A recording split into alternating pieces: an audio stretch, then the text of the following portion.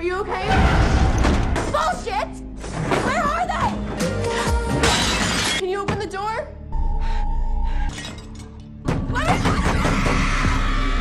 মিলি নামের একটা মেয়ে শহরের অভিজাত উইনচেস্টার পরিবারে হাউসমেট হিসেবে কাজ করতে আসে। ভালো বেতন, আলাদা রুম, সম্মানজনক পরিবার, বাইরে থেকে সবকিছু একদমই পারফেক্ট। কিন্তু এই বাড়িতে কেউ নিরাপদ নয়। এই বাড়ির দেওয়ালে লুকিয়ে রয়েছে রহস্য। বাড়িতে কাজ করার প্রথম দিন থেকেই শুরু হয় মিলির সাথে আজব ও অদ্ভুত সব ঘটনা। কিন্তু বিষয়টা হলো মিলি এখন চাইলেও কাজটা ছাড়তে পারছে না, কেননা এর পিছনেও রয়েছে একটা বড় কারণ। আজ নিয়ে এসেছি টপ সেলিং থ্রিলার নোভেলের উপর বেস্ট মুভি দ্য হাউসমেডের এক্সপ্ল্যানেশন। 10 বছর ধরে জেলে থাকার পর অবশেষে পে রোলে ছাড়া পেয়ে অল্প বয়সে মিলি ক্যালওয়েতে হাউসমেডের কাজের জন্য ইন্টারভিউ দিতে যাচ্ছে নিনা উইনচেস্টারের বাড়ি। নিনার আলিশান বাড়িতে পৌঁছলে নিনা মিলিকে দেখে বুঝতে পারে না সে এত সুন্দরী হয়েও হাউসমেডের কাজের জন্য কেন অ্যাপ্লাই করছে। তার উপর মিলির রয়েছে কলেজ ডিগ্রি, মানে সে বেশ শিক্ষিত। তবে মিলির এখন কাজের খুব দরকার, এমনকি তার কথা অনুযায়ী হাউসমেডের কাজ নাকি তার বেশ পছন্দের। এখানে ক্লিনিং, কুকিং মানে বাড়ির সব কাজই করতে হবে, সাথে তার 7 বছরের মেয়ে সিসিকেও দেখতে হবে, মানে কাজের প্রেশার বেশ অনেকটাই। তাই নিনার বাড়িতে কাজ করতে হলে মিলিকে এইখানেই রাতে থাকতে হবে, অর্থাৎ এটা হচ্ছে একটা লিভ ইন হাউসমেডের চাকরি। যদিও এতে মিলির সেরকম কোনো আপত্তি নেই, সে কাজ করতে প্রস্তুত। নিনা তাকে পুরো বাড়িটা ঘুরিয়ে দেখায়। তাদের বাড়ির ডিজাইন করেছে নিনার স্বামী অ্যান্ড্রিউ। তবে তাদের পুরো বাড়ি এতটাই ঝকঝকে যে মিলি বুঝতেই পারে না নিনার হাউসমেটের দরকারটাই বা কি। মিলি তাকে এই ব্যাপারে প্রশ্ন করলে জানায় সে হয়তো কিছুদিনের মধ্যেই মা হতে চলেছে। যদিও সে এইটা নিয়ে একদম শিওর নয়, তাই এখনো অবধি অ্যান্ড্রিউকে কিছু জানায়নি, এমনকি মিলিকেও বারণ করে তাকে বলতে। নিনা মিলিকে তার রুম দেখায়। উপরের তলার এই রুমটা একটু ছোট, তবে বেশ সাজানো, দেখতেও খুবই সুন্দর। রুমটা দেখে মিলির পছন্দ হয়ে যায়। ইন্টারভিউয়ের শেষে নিনা মিলিকে যাতায়াত খরচা হিসেবে $20 দিয়ে বলে মিলিকে কালকের মধ্যেই জানিয়ে দেবে সে কাজটা পাচ্ছে কিনা। পুরো ইন্টারভিউতে নিনা মিলির সাথে খুবই ভালো ব্যবহার করে, তবে মিলির বিশ্বাস সে এই চাকরি পাচ্ছে না, কারণ সে তো জেলে ছিল, অর্থাৎ সে একজন ক্রিমিনাল। নিনা যদি একবার তার ব্যাকগ্রাউন্ড চেক করে তাহলে বুঝতে পেরে যাবে মিলির আসল পরিচয়, আর একজন ক্রিমিনালকে তো নিশ্চয়ই কেউ কাজে রাখবে না। তবে পরের দিন মিরাকেলের মতো তার কাছে কল আসে নিনার। সে জানায় মিলি জবটা পেয়ে গেছে এবং সে চায় আজ দুপুরেই যেন মিলি নিনার বাড়ি এসে কাজ শুরু করে। ভীষণ খুশি হয়। একটু পরেই নিনার বাড়িতে পৌঁছলে তার সাথে দেখা হয় বাড়ির মালি এনজোর। সে বেশ কিছুক্ষণ ধরে মিলির দিকে তাকিয়ে থাকলেও কোনো কথা বলে না। মিলি ভিতরে ঢুকে দেখে আজ ঘরের চিত্র যেন একদমই উল্টো। ঘরের অবস্থা পুরোপুরি অগোছালো। নিনা এসে তাকে প্রথমেই জড়িয়ে ধরে অভিনন্দন জানায়। তাকে বলে সিসি স্কুলের জন্য একটা পিটিএ স্পিচ লিখতে হবে, তাই সে তার অফিসে ব্যস্ত থাকবে, আর এই সময় মিলি যেন পুরো ঘরটা পরিষ্কার করে রাখে। রাতে মিলি উইনচেস্টার হাউস পরিষ্কার করতে থাকলে অ্যান্ড্রিউ তার মেয়ে সিসিকে নিয়ে ফিরলে প্রথমবারের মতো মিলির সাথে দেখা হয়। নিনা এসে তাদের সাথে মিলির পরিচয় করিয়ে দেয়। তো এইসব করার পর রুমে ফিরে এলে দেখে যে ওর ঘরের দরজাটা ভিতর থেকে লক হয় না, শুধু বাইরে থেকেই বন্ধ করা যেতে পারে, এমনকি রুমের জানলাটাও খোলে না। একটু পরেই নিনার ডিনার নিয়ে এলে মিলি তার কাছ থেকে দরজা চাবি চায় এবং সাথে এইটাও বলে যে যদি সম্ভব হয় তাহলে জানলা খোলার জন্য ব্যবস্থা করে দেয়। নিনা তাড়াতাড়ি এই ব্যাপারে ব্যবস্থা নেবে জানিয়ে তাকে কাজের সূত্রে নতুন একটা ফোন দিয়ে গুড নাইট জানিয়ে চলে যায়। পরের দিন সকালে মিলি ঘুম থেকে উঠে কিচেনে রান্নার জন্য গেলে দেখে নিনা পাগলের মতো করছে, সব জিনিস এইদিক ওদিক ছুঁড়ে ফেলে দিচ্ছে। রাগের মাথায় চিৎকার করে মিলিকে জিজ্ঞেস করে সিসি স্কুলের জন্য যে পিটিএ স্ক্রিপ্টটা লিখেছিল সেটা সে এখন খুঁজে পাচ্ছে না, সেটা মিলি দেখেছে কিনা। যদিও মিলি জানিয়ে দেয় সে এটা দেখেনি। এইটা শুনে নিনা আরও অ্যাগ্রেসিভ ব্যবহার করতে শুরু করে। তার চিৎকার শুনে অ্যান্ড্রিউ কিচেনে এলে নিনা তাকে জানায় যে মিলি নাকি তার স্ক্রিপ্টটা ফেলে দিয়েছে। এরপর সে মিলির উপর চিৎকার করতে থাকে। তবে মিলি তো এসব কিছুই জানতো না। সে বুঝতে পারে না যে নিনা কাল এত ভালো ব্যবহার করছিল, তার হঠাৎ এখন কি হয়ে গেল। অ্যান্ড্রিউ যদিও কোনোভাবে নিনাকে শান্ত করে বলে তাকে পিটিএ স্পিচের জন্য যেতে হবে না, বরং সে সিসিকে নিয়ে স্কুলে যাবে। নিনা চলে গেলে অ্যান্ড্রিউ মিলিকে জানায় যে বেশ কিছুদিন ধরেই নিনা অদ্ভুত ব্যবহার করছে, কখনো খুব ভালো, কখনো আবার অ্যাগ্রেসিভ। মিলি ভাবে হয়তো প্রেগনেন্সির জন্য হরমোনাল ডিসব্যালেন্সের কারণে এসব করছে, তাই সে এই বিষয়টায় অ্যান্ড্রিউকে কিছুই জানায় না। কিচেন পরিষ্কার করে এসে ভাঙাচোরা টুকরোগুলো গার্ডেনে ফেলতে এলে এনজো তাকে জিজ্ঞেস করে সে এইখানে কি করছে এবং কেন এসেছে। মিলি জানায় যে সে এইখানে কাজ করে। এনজো তাকে আরো কিছু জিজ্ঞেস করতেই যাচ্ছিল, তখনই জানলায় নিনাকে তাদের দিকে তাকিয়ে থাকতে দেখলে এনজো আর কিছু না বলে চলে যায়। মিলি এরপর বাথরুমে গেলে সে খুঁজে পায় একটা দাঁতের টুকরো। এমন সময় নিনা এসে তাকে সিসির জন্য ব্রেকফাস্ট করতে কিচেনে পাঠিয়ে দেয়। পরের দিন নিনা মিলির রুমে দরজা চাবিটা দিতে এলে মিলি জানায় যেহেতু আজ শনিবার তার ছুটি, তাই তাকে আজ একটা মিটিংয়ের জন্য বাইরে যেতে হবে। তবে নিনা স্পষ্ট জানিয়ে দেয় যে হেয়ার সেলুনে গতকাল অ্যাপয়েন্টমেন্ট ছিল। তবে মিলি তার স্ক্রিপ্ট ফেলে দেওয়ায় সে মানসিকভাবে ভেঙে পড়ে, তাই সে কালকে যেতে পারেনি, আজ সেলুনে যাবে। এবং মিলিকে সিসি ও অ্যান্ড্রুর খেয়াল রাখতে হবে, তাই যতই গুরুত্বপূর্ণ মিটিং হোক না কেন আজ মিলির কোনো ছুটি নেই। যদিও অ্যান্ড্রু এসে নিনাকে জানায় সে নিজের ও সিসির খেয়াল রাখতে পারবে। মিলি একটু সময়ের জন্য ছুটি নিয়ে মিটিংয়ে যেতেই পারে। অতঃপর মিলি অজুহাত দিয়ে বেরোলেও সে কোনো মিটিংয়ে যায় না, বরং যায় হিউম্যান সার্ভিসের বিল্ডিংয়ে। সেইখানে সে একজনকে তার নতুন জব, ঠিকানা ও ফোন নাম্বার দেয়। আসলে আগেই বলেছিলাম যে মিলি বেশ কিছু বছর জেলে ছিল এবং সে এখন পেরোলে আছে, তাই এখনও 5 বছরের শাস্তি বাকি। তবে ভালো ব্যবহারের জন্য তাকে 5 বছরের পেরোলে থাকতে দেওয়া হয়, যা একটা শর্তও আছে। তাকে সবসময় ভালো কাজের মধ্যে থাকতে হবে, কোনো না কোনো জব তাকে করতেই হবে। রাতে জানলা লক থাকায় গরমে মিলি ঘুমোতে না পেরে ডাইনিং রুমে এসে টিভি চালিয়ে একটা শো দেখতে থাকলে তখনই অ্যান্ড্রু এসে বলে যে তারও ঘুম আসছে না, তাই তারা একসাথে টিভি দেখতে শুরু করলে অ্যান্ড্রু এক পর্যায়ে জানায় নিনার মা বাবা অনেক ছোটবেলায় মারা যায়। এক রাতে তাদের বাড়িতে হঠাৎ আগুন লেগে গেছিল এবং তাতেই এই দুর্ঘটনা ঘটে। যদিও নিনা বেঁচে যায়, সাথে কিভাবে ঘরে আগুন লেগেছিল সেইটাও কেউ জানতে পারে না।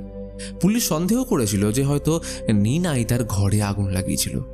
পরের দিন সকালে নিনার কিছু বন্ধু উইনচেস্টার হাউসে এলে নিনা জানায় সে খুব তাড়াতাড়ি মা হতে চলেছে এবং এইটা সত্যি নাকি সে খুব তাড়াতাড়ি ক্লিনিকে গিয়ে সেটা টেস্ট করাবে। তখনই নিনার কল আসায় সে চলে গেলে তার বন্ধুরা বলতে থাকে যে যদি নিনা আর অ্যান্ড্রু ডিভোর্স হয়ে যায় তাহলে সিসির কাস্টাডি আরামসে অ্যান্ড্রু পেয়ে যাবে, কারণ সে নাকি প্রায় 9 মাস সাইকো ওয়ার্ডে ছিল। এইটা শুনে মিলি কিছুতেই বুঝতে পারে না যে নিনা কি সত্যি পাগল, কারণ দেখে তো তেমনটা মনে হয় না। রাতে মিলি তার জার্নালে লিখতে থাকে যে কিভাবে এখানে আসার পর থেকে নিনা তাকে একের পর এক মিথ্যে বলে যাচ্ছে, এমনকি সে আসলে প্রেগনেন্টও নয়, সেটাও নাকি একটা মিথ্যে। অর্থাৎ কোনো হরমোনাল ইমব্যালেন্সের জন্য সে ওই দিন পাগলের মতো ব্যবহার করেনি। অ্যান্ড্রু খুব ভালো বলে নিনাকে এখনও ভালোবাসে এবং তাকে আগলে রাখে, অন্য কেউ হলে তো কবেই ছেড়ে দিত। মিলি তো সিদ্ধান্ত নিয়েই রেখেছে সে আরও কিছু টাকা সেভ করে নিতে পারলেই এই জব ছেড়ে দেবে। পরের দিন সকালে অ্যান্ড্রু ও নিনা প্রেগনেন্সি টেস্টের জন্য বেরিয়ে গেলে মিলি নিনার রুমে একটা ওষুধ খুঁজে পায়, যেটা গুগলে সার্চ করলে জানতে পারে যে এই ওষুধটা এক বিশেষ ধরনের মানসিক রোগের জন্য ব্যবহার করা হয়। এখন মিলি নিশ্চিত হয়ে যায় যে নিনা একজন সত্যিকারেরই পাগল। সে লেক্সি নামের এক বন্ধুকে ফোন করে জানায় যে সে তার জব ছাড়তে চলেছে, এখন তার একটা নতুন জবের দরকার, তার কাছে খোঁজ থাকলে সে যেন মিলিকে জানায়। একটু পরে নিনা বাড়ি ফিরে এলে পুনরায় পাগলের মতো ব্যবহার করতে থাকে। অ্যান্ড্রু মিলিকে জানায় যে নিনার পক্ষে ন্যাচারালি প্রেগনেন্সি করা সম্ভব নয়। রাতে হঠাৎ করে মিলি নিনা ও অ্যান্ড্রুর মধ্যে ঝগড়ার আওয়াজ শুনতে পেয়ে তাদের রুমে পৌঁছলে দেখে নিনার হাতে রয়েছে একটা রক্তমাখা কাঁচের টুকরো। এইটা দেখে মিলি ভয় পেয়ে যায়। সে ভাবে নিনা হয়তো অ্যান্ড্রুকে কোনোভাবে হিট অফ দ্য মোমেন্টে আক্রমণ করেছে। তবে তখনই পিছন থেকে সুস্থ স্বাভাবিক অ্যান্ড্রু এসে জানায় সে একদম ঠিক আছে। সকালে নিনা মিলির থেকে তার আগের ব্যবহারের জন্য ক্ষমা চেয়ে তাকে কিছু নতুন পোশাক দিয়ে শনিবার ব্রডওয়ে নাটকে 2টো টিকিট ও রাতের জন্য একটা লাক্সারি হোটেল রুম বুক করতে বলে, কারণ বেশ কিছুদিন ধরেই তার এবং অ্যান্ড্রুর মধ্যে সবকিছু ঠিকঠাক চলছে না, তাই সে চায় তার সাথে কিছু একান্তের সময় কাটাতে। আর সিসি যাবে এক বন্ধুর বাড়ি, মানে মিলিকেও ঘরে একাই থাকতে হবে। তবে এখন তাকে সিসিকে দিয়ে আসতে হবে তার নাচের ক্লাসে। মিলি সিসিকে নিয়ে গেলে তার সাথে দেখা হয় নিনার এক বন্ধুর। সে তাকে জানায় যে কয়েক বছর আগে সিসি যখন একদম বাচ্চা তখন নাকি নিনা বাথটাবে সিসিকে ডুবিয়ে মারার চেষ্টা করেছিল, সাথে সে ঘুমের ওষুধের ওভারডোজ দিয়ে নিজেকেও শেষ করতে চেয়েছিল। এই কারণেই তো তাকে 9 মাস মানসিক হসপিটালে রাখা হয়। ক্লাসের পর সিসিকে নিয়ে বাড়ি ফিরলে মিলির সাথে দেখা হয় এনজোর। সে মিলিকে বোঝানোর চেষ্টা করে যে তার এখনই জব ছেড়ে দেওয়া উচিত, তবে কারণ বলার আগেই নিনা চলে আসলে সে আবারও কিছু না বলেই চলে যায়। নিনা তাকে বলে শনিবার কেন হোটেল বুক করেছে, সাথে আবার নাটকের টিকিট কেটে, কারণ সেদিন সিসিকে নিয়ে ওয়াশিংটন আর্ট ক্যাম্পে যাওয়ার কথা। এখন যেহেতু সে টিকিট কেটেই ফেলেছে এবং এইগুলো সব নন রিফান্ডেবল, তাই টিকিটের টাকাও মিলির বেতনের থেকেই কাটা হবে। যদি অবশ্য অ্যান্ড্রিউ এসে তাকে বাঁচিয়ে নেয়। মিলি বুঝতে পারে এইটা ছিল নিনার আরেকটা পাগলের প্রলাপ, এবং অ্যান্ড্রিউ যে কত ভালো মানুষ তা আরও একবার প্রমাণ হয়ে গেল। আর এই উদারতায় মিলি তার প্রতি আকৃষ্ট হয়ে অ্যান্ড্রিউকে একটু আলাদা নজরে দেখতে শুরু করে। শনিবার নিনা সিসিকে নিয়ে আর্ট ক্যাম্পে গেলে অ্যান্ড্রিউ মিলিকে জানায় সে তার অন্য বন্ধুকে নিয়ে ব্রডওয়ে নাটকটা দেখে আসতে পারে, সাথে রাতে হোটেলেও থেকে যাবে। তবে মিলির কোনো বন্ধু না থাকায় অ্যান্ড্রিউ সিদ্ধান্ত নেয় সেই হবে আজ রাতে মিলির বন্ধু। সে তাকে নাটক দেখাতে নিয়ে যাবে এবং রাতে হোটেলে থাকবে। তবে এই ব্যাপারে যেন নিনা ঘূর্ণাক্ষরেও জানতে না পারে। অ্যান্ড্রিউর কথা মতো মিলি নিনার দেওয়া নতুন পোশাক পরে চলে যায় নাটক দেখতে। শেষে একসাথে ডিনার করে চলে যায় হোটেলে। সেইখানে তারা আলাদা দুটো রুম নিলে হঠাৎ মিলি দেখে তার ফোনে নিনা ক্রমাগত টেক্সট করে যাচ্ছে এবং সে কোনো কারণে মিলির উপর রেগে গিয়ে তাকে কাছ থেকে তাড়িয়ে দেওয়ার হুমকি দিচ্ছে। মিলি প্রচণ্ড ভয় পেয়ে অ্যান্ড্রিউর রুমে গেলে সে তাকে সান্ত্বনা দেয় আর বলে যে তার চাকরি হারাবে না, সে নিনাকে ঠিকই বুঝিয়ে বলবে। এতক্ষণে অ্যান্ড্রিউর এমন ব্যবহার দেখে আর কি থাকা যায়, তাই মিলি ওর সাথে ঘনিষ্ঠ হয়। পরের দিন ঘরে ফিরলে অ্যান্ড্রু মিলিকে তার রুমে নিয়ে যায় এবং এর বেশ কিছুক্ষণ পরেই নিনা বাড়ি আসে। নিনা গত রাতের ব্যবহারের জন্য মিলি থেকে ক্ষমা চেয়ে বলে সে জানে মিলি এর আগে 10 বছর জেলে ছিল, তবে সে এর জন্য তাকে চাকরি থেকে তাড়াতে চায় না, বরং সে মিলিকে তার গাড়ি দিয়ে শপিংয়ে পাঠিয়ে দেয়। এইখানে মিলি বুঝতে পারে নিনা আগে থেকেই জানতো সে এখন পেরোলে আছে এবং তার কাছে চাকরি না থাকলে আবার জেলে ফিরে যেতে হবে। তাই নিনা তার সাথে যেমনই ব্যবহার করুক সে চাকরিটা একদমই ছাড়তে পারবে না। শপিং মলে মিলির সাথে নিনার এক বন্ধুর দেখা হয়, যা থেকে সে জানতে পারে নিনা তাকে যে ফোনটা দিয়েছিল সেটা সে শুধু তাকে কল করার জন্য দেয়নি, বরং এটা দিয়ে নিনা তার লোকেশন ট্র্যাক করছিল। অর্থাৎ কাল রাতে মিলি অ্যান্ড্রিউর সাথে যে হোটেলে ছিল সেটা নিনা আগে থেকেই জানে। মিলি প্রচণ্ড ভয় পেয়ে নিনার দেওয়া গাড়ি নিয়ে বাড়ি ফিরতেই যাবে, তখনই দুজন পুলিশ তাকে গাড়ি চুরির অপরাধে গ্রেপ্তার করতে এলে অ্যান্ড্রিউ এইবারও তাকে বাঁচিয়ে নেয় এবং তার থেকে ক্ষমা চেয়ে বলে যে এই সব কিছু নিনার পাগলামো, এতে মিলির কোনো দোষ নেই। ঘরে ফিরলে নিনা বলে গত রাতে তারও মিলির মধ্যে যা কিছু হয়েছে সে জানে এবং সে এইবার পাকাপাকিভাবে মিলিকে চাকরি থেকে বরখাস্ত করে তাকে আবার জেলে পাঠানোর হুমকি দেয়। তবে অ্যান্ড্রিউ মিলির পক্ষ নেয় এবং তাকে এখনই উইনচেস্টার হাউস থেকে চলে যেতে বলে, কারণ এই সব কিছুর মালিক অ্যান্ড্রিউ। অতঃপর নিনা এই অপমান সহ্য করতে না পেরে সে বাড়ি ছেড়ে চলে যায়। এরপর যেটা হওয়ার সেটাই হলো, মানে অ্যান্ড্রিউ আর মিলি ইন্টিমেট। একদিন মিলি অ্যান্ড্রিউর মায়ের দেওয়া পুরনো একটা দামি চায়নার প্লেটে ব্রেকফাস্ট দেওয়ার সময় আচমকা এনজো সামনে এসে পড়লে ভয় হাত থেকে পড়ে প্লেটটা ভেঙে গেলে অ্যান্ড্রিউ এনজোর উপর রেগে তাকে চাকরি থেকে বের করে দেয় এবং মিলিকে শান্ত করে তাকে ভাঙা টুকরোগুলো একসাথে করে অ্যান্ড্রিউকে দিতে বলে, যাতে সে আবার প্লেটটা জোড়া লাগাতে পারে। রাতে অ্যান্ড্রিউ মিলির কাছে প্লেটের টুকরোগুলো কেন ধুয়ে রাখেনি জানতে চাইলে মিলি বলে হাত কেটে যাওয়ার ভয়ে সে প্লেটের টুকরোগুলো ধুয়ে রাখতে পারেনি। কথা না বাড়িয়ে অ্যান্ড্রিউ মিলির রুমে গিয়ে তাকে শ্যাম্পেন পান করালে মিলি কিছুক্ষণের মধ্যে অজ্ঞান হয়ে যায়, কারণ অ্যান্ড্রিউ এতে ওষুধ মিশিয়ে রেখেছিল। পরের দিন সকালে জ্ঞান ফিরলে মিলি দেখে রুম পুরো ফাঁকা। দরজা খোলার চেষ্টা করলে দেখল দরজা বাইরে থেকে লক। মিলি এবার অ্যান্ড্রিউকে চিৎকার করে ডাকতে থাকলে সে জানায় তার মায়ের দামি প্লেট ভেঙে ফেলা এবং টুকরোগুলো পরিষ্কার না করার জন্য তাকে শাস্তি দেওয়া হয়েছে। অন্যদিকে দেখা যায় নিনাকে তাড়িয়ে দেওয়ার পর সে প্রচণ্ড খুশি, এতদিন পর সে যেন মুক্ত হয়েছে। নিনা এতক্ষণে সিসির জন্য একটা চিঠি লিখতে শুরু করেছে, যা সে শুধুমাত্র 18 বছর হলে বা নিনা মারা গেলেই খুলতে পারবে।